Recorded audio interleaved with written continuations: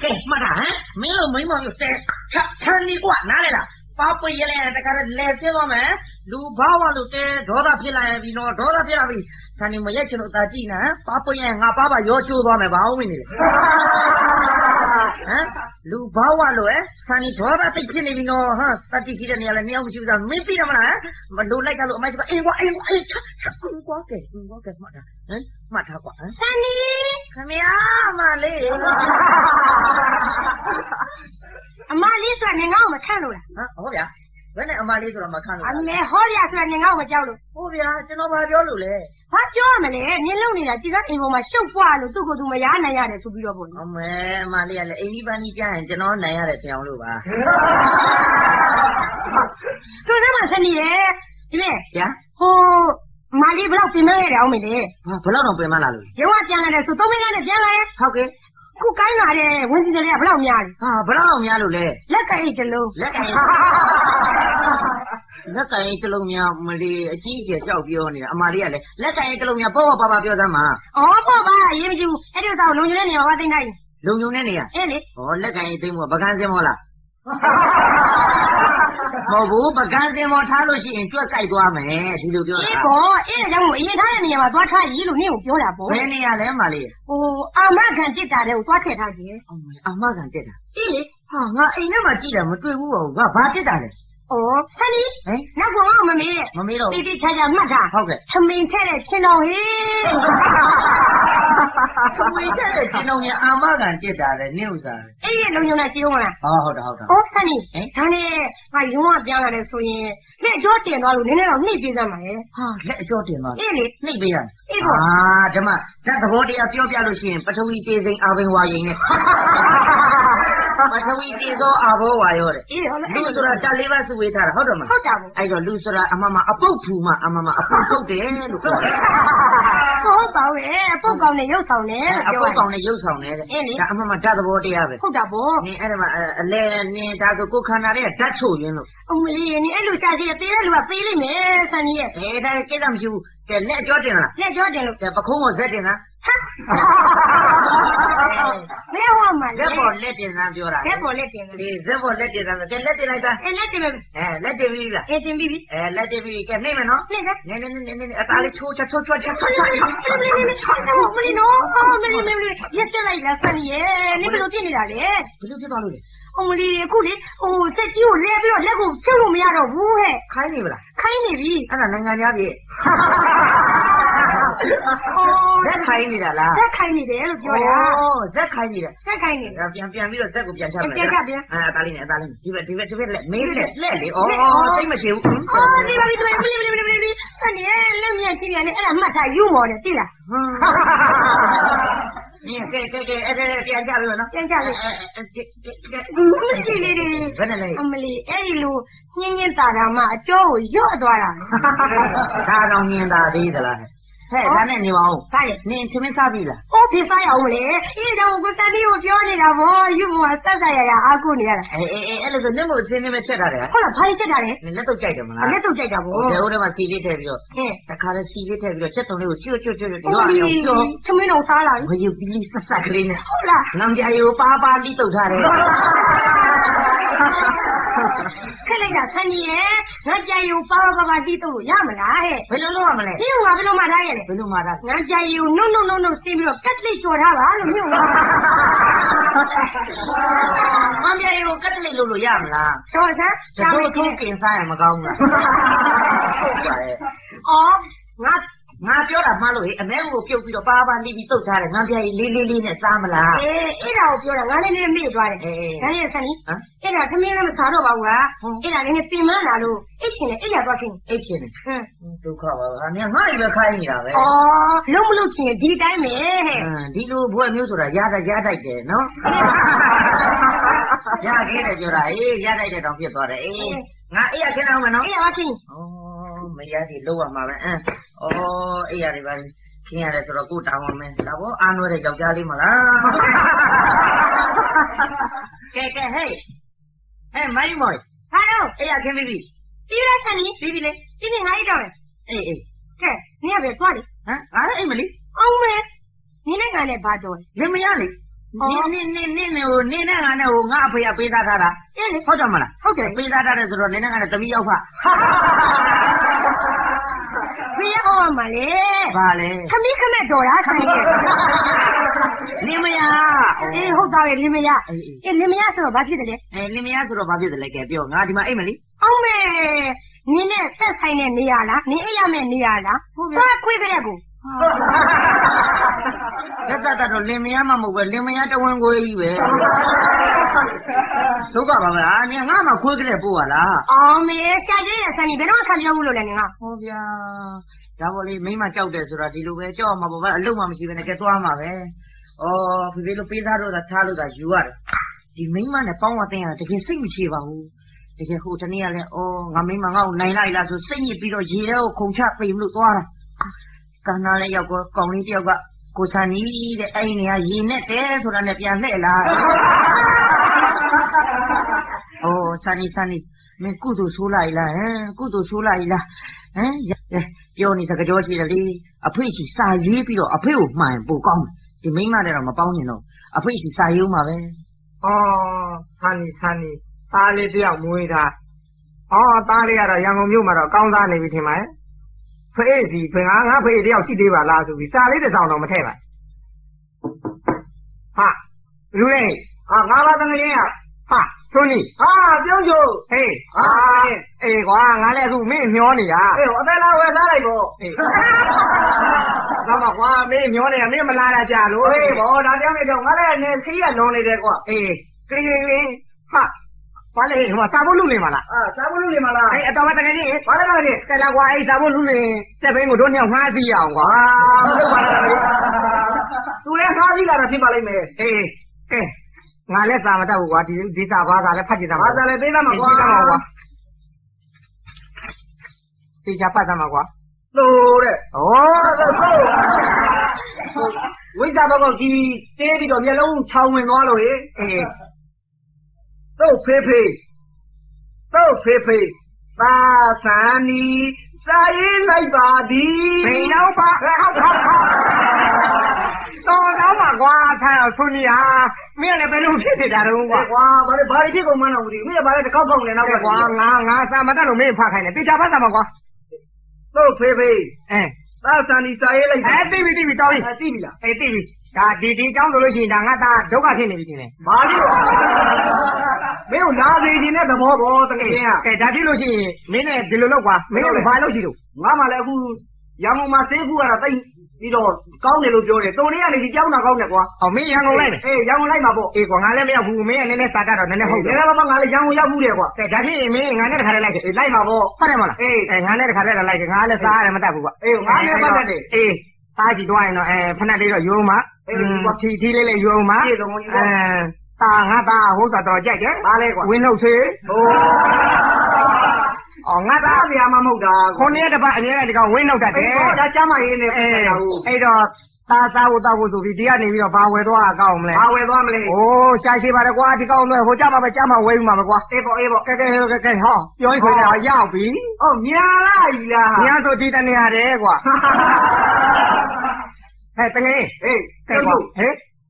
ဟိုမှာကားလာနေပြီကွာကားလာနေပြီကြားပြီစီးမယ်လေကွာတက်ဆရာကြီးဆွဲဆရာဘာလဲကွာဘယ်နဲ့လဲကွာဒါတော့မဟုတ်ဘူးဒါမတရားဘူးကွာဒါဘယ်ဟုတ်လဲဒါသူမင်းဒါစကားများနေတာဟုတ်ကွာကွာဒီကားမသိဘူးကုန်းရောက်သွားမှာကွာကုန်းရောက်သွားတာပဲကောင်းတယ်ကွာဟေးဟာဒါနဲ့ကွာငါသားနေတဲ့နေရလိမ့်တာလဲငါမသိဘူးကွာမင်းစောစောမှမပြောပဲရောက်ပြီမြန်လာကြီးလားဟာအိမ်မှာလည်းတယောက်မှမရှိပါလားလူနှမ်းခေါ်လိုက်ဦးမှာခေါ်လိုက်ကွာအေးရှင်ရှိဘူးလားခွေးသတိပြုပါရောခွေးသတိပြုပါဟာအပြင်လူတန်ကြားတယ်အပြင်လူတန်ကြားတယ်မရှိဘူးပြန်တော့တော်သားမှာကွာဘယ်လိုလဲတကယ်ကြီးဒါကဖွေးတာလူတန်ကြားတယ်ဘယ်လိုလဲလို့ဖွေးကြည့်လိုက်ဦးမယ်အေးဖေဖေလူလေးပြန်တော့လာခဲ့ဖေဖေငါသားကြည့်သားမလားဖေဖေနေကောင်းလားနေကောင်းတယ်ဖေဖေအခုအထုပ်ဘူးတွေလည်းပါလာတယ်အခုအစုံမဲတော်ပင်မမှုရတယ်ပင်မလာတယ်ကွာကဲဝင်လာထိုင် သမီးစားပြီလား ဘယ်သားအောင်မ ခံကြတာပဲသွားဘုန်းကြီးเจ้า ဟိုသားမသားရဲ့ဘုန်းကြောင့်မလို့ပို့ရတာ ကျွန်တော်ကျွေးမယ်ကျွန်တော်တို့မြန်မာဘုန်းကြီးတွေဆိုတော့ဒီလိုပဲမစားတဲ့လူရှိလို့ရှိရင်ကျွေးတယ်စေတနာတန်တယ် ဩအေး အော်ဒါနဲ့ဖေဖေသမီးလည်းမစားဘူး အေး ခံကြတာပဲဖေဖေဟိုကျွန်တော်ကောင်းကောင်းမွန်ကျွေးမယ်သိလား อืม ဟိုဖေဖေကိုကျွန်တော်ဒီနေ့ချက်ထားတာအတော်ပဲ ဟဲ့ဘိုင်းလို့ ကျွန်တော်ရှောက်သီးတုတ်ပဲ အေး ရှောက်သီးတုတ်ပဲနောက်ပြီးတော့ကျွန်တော်တို့မယန်းသီး ပင်မ ဒီစားရည်စင်လေးကိုတုတ်မယ် အေးပင်မလာတယ်ဟုတ် ချက်ပေါင်သီးလေးကိုတုတ်မယ် အေး နောက်ပြီးတော့ကျွန်တော်တို့ဟိုချက်ပေါင်သီးလေးကိုပြုတ်တုတ်အောင်မယ် အေး နော် အေး နောက်ပြီးတော့တံမယာကြီးကိုညှစ်ပြီးတော့စားမယ် အေး ဘယ်နဲ့နေလဲဖေဖေ တော်သားမကွာ ဖေဖေကွာလေချမ်းချမ်းပြီးကြုံဝင်မလာဘူး မင်းရောပါလေအချင်းကြီးပဲမင်းရတယ်တော်တော်ခက်ပါလားတရက်တိတစ်နှက်လေးပါထည့်လိုက်ပါဦးလား ဖေဖေ ဟဲ့ ဖေဖေတားတော့စိတ်ချင်းရတယ်ဖေဖေ ဘာဖြစ်လို့တော့ ဟာမိမလေးတယောက်ရတယ်ကြောက်ရတာတေးလူကိုဟိုတနေ့ရတယ်သိလားဇာတိတကအိမ်မှာစိတ်သားစားကျင်တယ်တဲ့ အေး ဟာသူစိတ်သားစားရင်တော့ငါလည်းစားပြီလို့ဟဲ့လေတွေ့နေတာတော့ဝဲလာတော့45ပြားဖို့ဝဲလာတယ် ကြည်စား ကချက်လိုက်တော့စုစုပေါင်းမှာ2တုံးပဲရ อืม အဲ့ဒါကို तू ကမရင်ရှက်ရစားနေပြီကျွန်တော်ကျတော့အနှစ်ပကံနဲ့လွတ်ထားတယ် ဩမင်း ဒီကတရေတွေတမြောင်းများနဲ့တနားရီလောက်မချိမစမျောနေတော့မှတနာလို့တူပါတယ်အယိုးနှချောင်းပြစ်ချတယ်အဲ့ဒီအယိုးကိုဘယ်ရရရက်ပြီးတော့သမီးကိုဝအောင်စားရတယ် တော်သားမကွာကဲဆိုနီ ဟာတားနေပြုတ်ချုပ် အဲ့ဒါငါသားဆန်ကြီးဆိုတာအဒီကောင်ပဲ အော်ဒါမင်းသားလား အေးဒါငါသားပဲ ဟိုဒါဘလူးလဲမလဲ ဩဒါဆရာလေးကွာ ဆရာကြီး တို့ရွာ ကြီးကွာ ဆရာကြီးဥဆုံနေဆိုတာ तू ဆရာကြီးလား အေး ဩနေကောင်းလားလေ ဒီကောင်မလေးငါတို့ရဲ့ ဩဒါနဲ့ဦးလေး အာငါတို့ ဘယ်တော့သိမလဲ နောက်ပါ သေမရဲ့ကိုတွေ့မနေနဲ့ဆရာဆိုတာဘာလို့လဲဆိုတော့လူမမာတယောက်ကိုမသိအောင်ကုရမယ် အေးဘောဒါငါရဲ့တာဝန်လေးပေါ့ ဟောဒါနဲ့နေကြမအောင်သား ဗျာ မင်းအခုဘာအလုပ်ကိုင်နေပဲလို့လဲအဆင်ပြေလားမင်းတို့လင်မယား ကုမ္ပဏီဖွင့်ထားတယ် မင်း ဟာ ဟာငါသားတော်ကြီးပွားနေပါလား ကျွန်တော်ကုမ္ပဏီကဖေဖေကိုပြောလိုက်ဖေဖေအားအသင့်သွားမယ် ဟေးလုံသားမဟုတ်ကွာမင်းကဘာကုမ္ပဏီတို့ ဒီကိအဝါတော့ငါးပြလေ ဟောသားမကွာ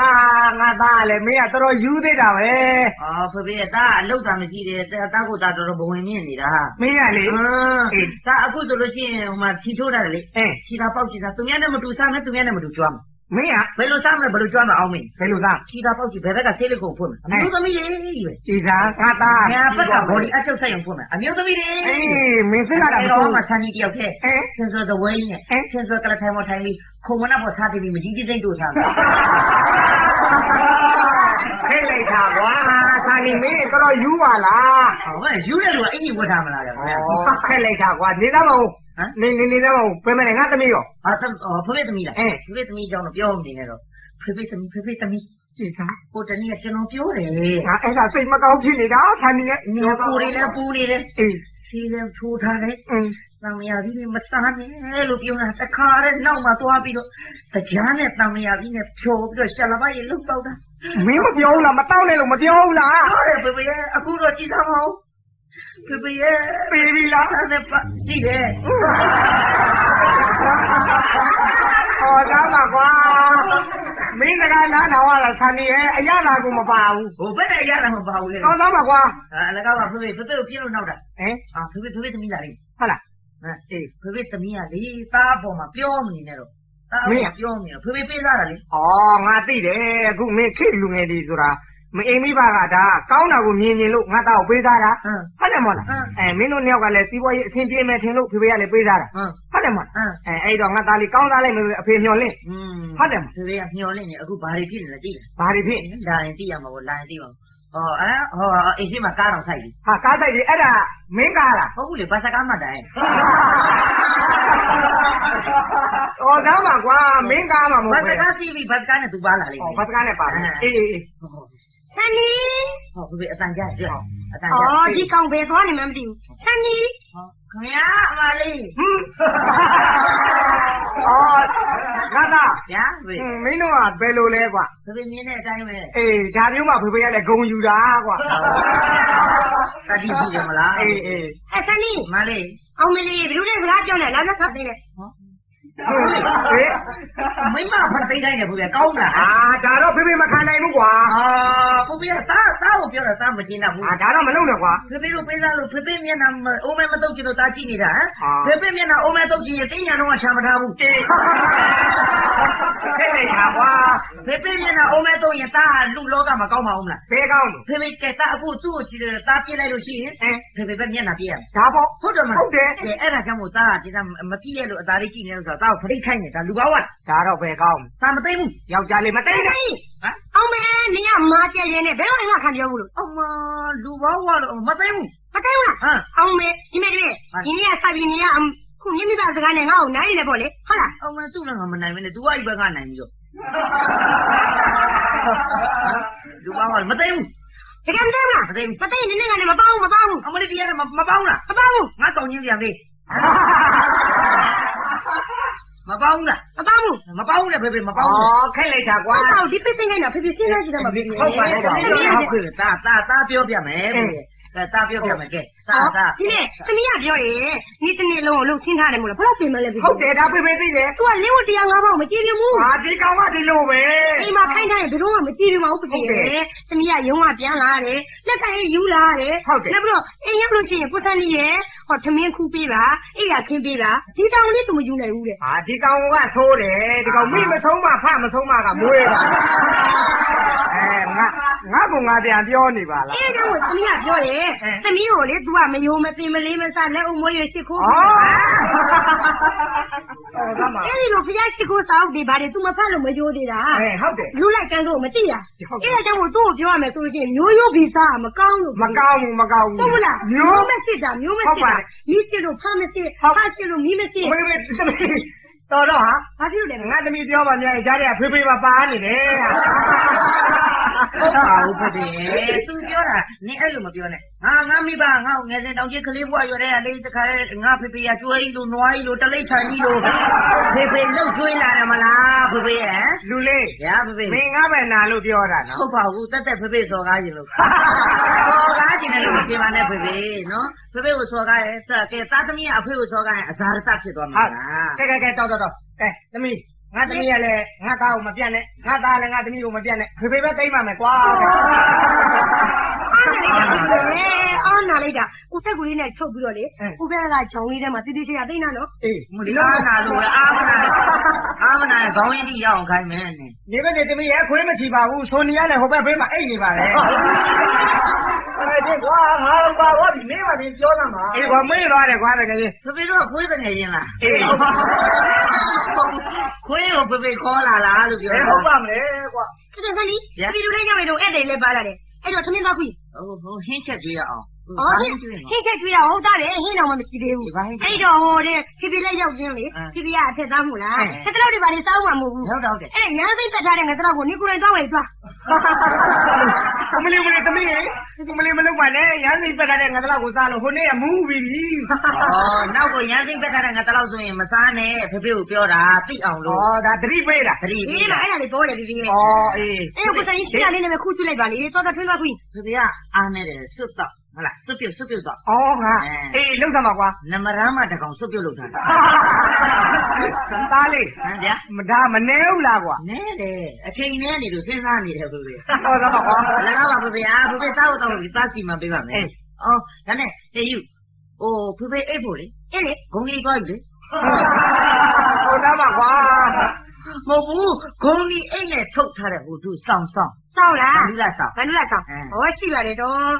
ဒါနဲ့ဟိုထုတ်ပြောအောင်မယ်တွေ့လား ဘာလဲ ဟိုဖေဖေရောက်နေတော့လေဖေဖေကြုံတော့အင်းရှိမရေးတိုင်ကြီးရှိတယ်မို့လားအင်းရှိရေးတိုင်ကြီးအဲ့ရေးလည်းမရှိတော့ဘူး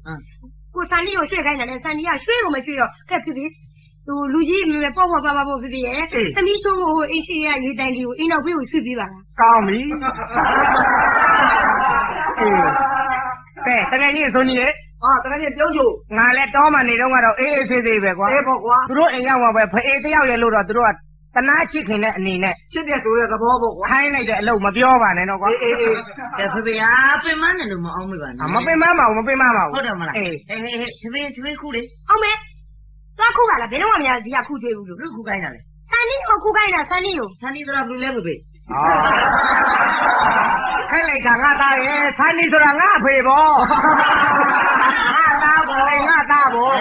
အော်ဟိုကျစားပဲခူးရမှာပဲဖေဖေတွေ့လား အေး မင်းမတမ်းမင်းနဲ့ဒီလား မိမတမ်းမနဲ့ယောက်ျားကိုဒီလိုခိုင်းတာဖေဖေကြည့်လို့ ဒါကတင်ပြီးတယ်ကွာမခုနဲ့ မခိုးဘူး ဒါဖေဖေမကြိုက်ဘူး ဟဲ့ဆန်းဒီ ဟာလေ ဒီတကယ်မခုလား ခု အောင်မေလူဘာဝလို့ကောင်းလို့ကမခွေးတော့သားခွေး ဖေဖေအကောင်နဲ့ကြည့်တာအဲ့ဒါကိုတလိษံပြောတာ ကြည့်စား သားကိုတလိษံပြောတာ မခါနဲ့ဥလိုက် ဖေဖေနော်ဖေဖေအဲ့လိုမပြောနဲ့ငါဖေဖေနဲ့ရှူတက်လိုက်မှာကြိုက်လိုက်ရင်3ရက်ခွေးလိုက်တာ ညာသလိုခွေးဖြစ်ပြီဖေဖေကဲမခိုးอ่ะ အော်တခုမှလည်းသမားရဲ့ မခိုးနေပါပြော ဒီမဟုတ်လား你အဲ့လိုလွတ်ဆိုနေရတယ်ဒီညစာအကွဲတော့အကွဲသိလား အကွဲအမလူပေါင်းလေ ဟေးအမေ တာပြတ်တယ်တာပြတ်တယ် ဩ မပြတ်တယ်လူ မ ပေါင်း ပြတ်ပါနဲ့ကွာပြတ်ရင်နောက်သေးကျိုးသိလဲလိုက်ပေါ့ ဘယ်ခဏမဟုတ်ဘူးဖေဖေကတန်ရောတင်ကျိုးပြတ်တယ်လို့ပြောတာ ဟောသားမကွာဒါနေဖေဖေမကြားချင်ဘူးကဲငါသမီးလည်းမဆူနဲ့ငါသားခဏရလည်းမဆူနဲ့ကဲဖေဖေပဲခူးကျွေးပါမယ်ကွာကဲဖေဖေကရော့စားကြ အော်ဖေဟိုတို့ကြလေဟိုကကတဲ့တင်တုပ်လေးရှိတယ် ဟုတ်ကဲ့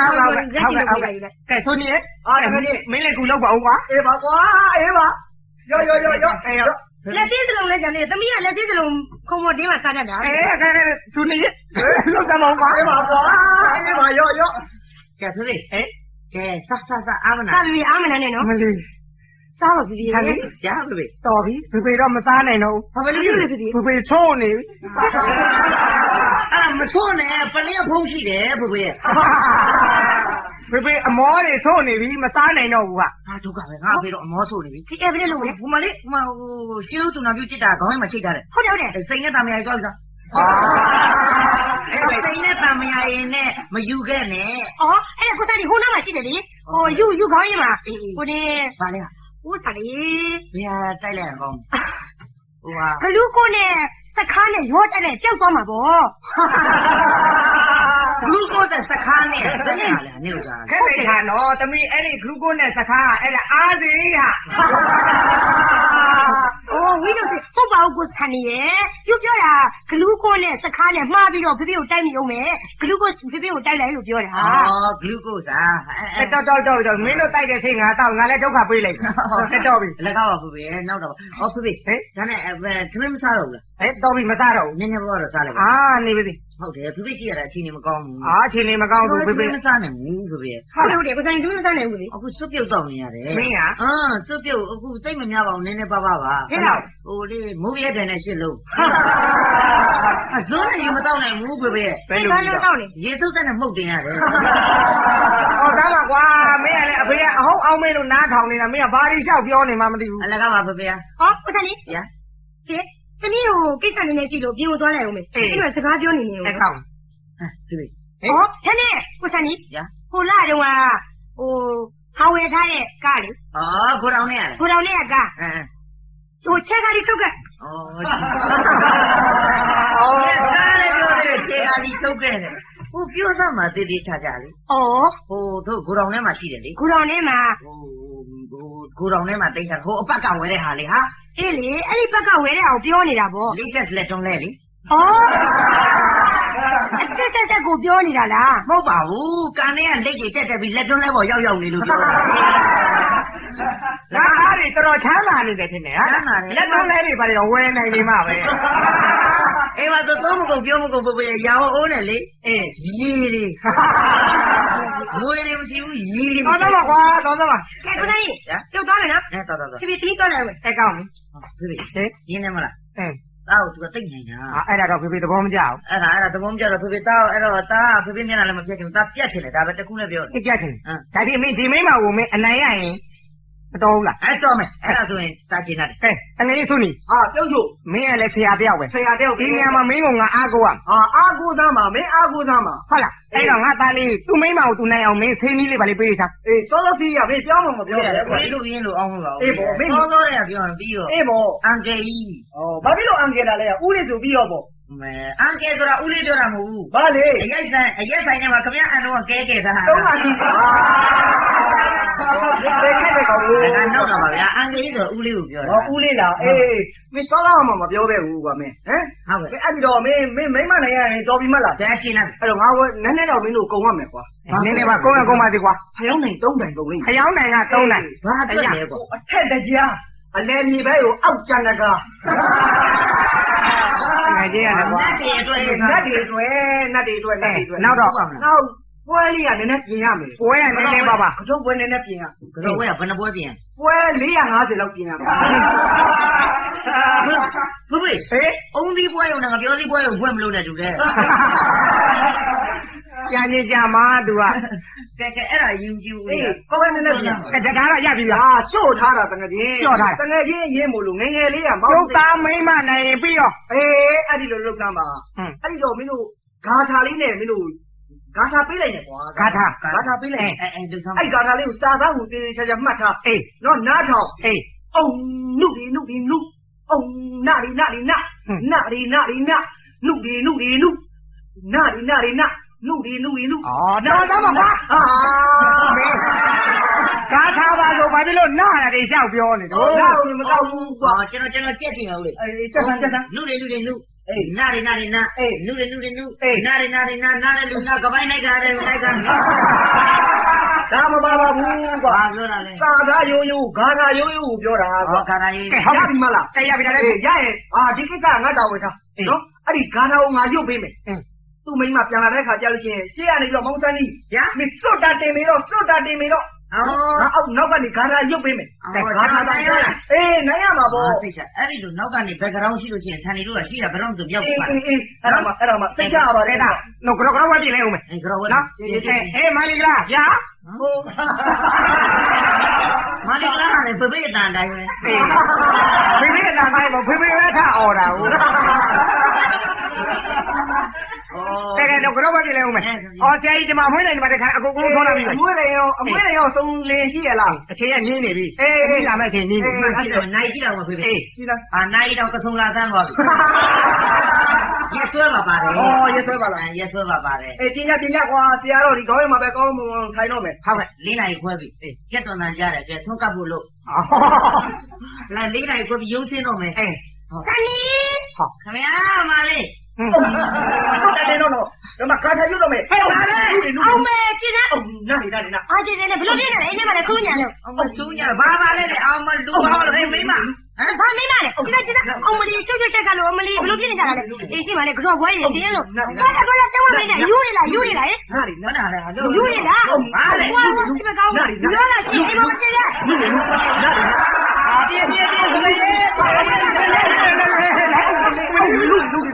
နာရီတော်တော့ကွာမင်း ဘလို့လဲမင်းက နားတယ်လားနေနာဒီထက်နားရင်လေဒီထက်ပို့ပြေးရအောင်မယ် အေးကွာ ကျင်းသားမအောင်တော့ယောက်ျားကြီးတွေဖြစ်ပါနေရဲ့အားငယ်ပြီးတော့ကတော်ပွဲတွေပြင်းနတ်တီမီးဘေးတွေနေမင်းနဲ့ဒီမဲ့ယူမတယောက်တည်းမင်းကလေးအိမ်မှာနေပြီမဲ့တတိရှိတယ်ဘယ်တော့မှမကြောက်ဘူးဘယ်တော့မှမကြောက်ဘူးဘယ်လိုလူပြောလာမလဲဘယ်လိုအမလီတော့ကဲရပါဦး